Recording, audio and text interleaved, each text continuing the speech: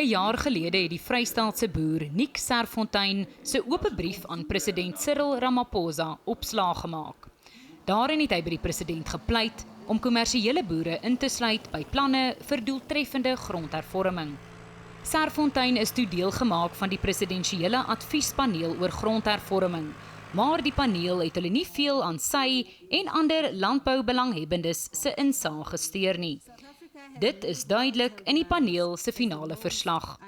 Daar is 'n paar goed wat bietjie kontroversieel is wat ons nie mee saamstem nie, soos die onteiening sonder vergoeding.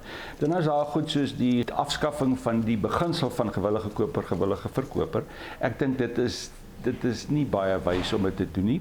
Maar hy sê daar is ook goeie voorstelle soos dat 'n grondaudit gedoen moet word. Daar bestaan nie 'n grondaudit nie. Ons weet nie daar is hoeveel grond wat alreeds in die regering se besit is. Ons moet 'n grondaudit kry om te sien watter plase behoort aan wie.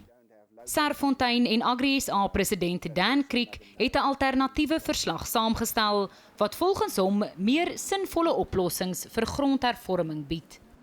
Die regering kan dit nie doen nie. Die regering dit is nie hulle verantwoordelikheid om. Ons moet die private sektor, ons moet die kommersiële boere betrek daarbey en dis waarop ons verslag baie gefokus het en waar gaan die geld vandaan kom?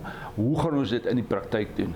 Rolspelers het nou 2 maande om die verslag te bestudeer en die voorstelle te evalueer voordat dit moontlik aanvaar en geïmplementeer sal word.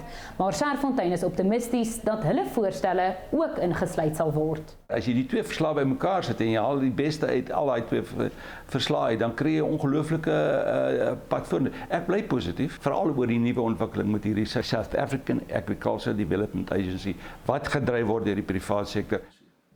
Hy sê Ramaphosa het reeds aangedui dat hy na hulle verslag sal kyk. Mia Spies, Eunice, Kroonstad.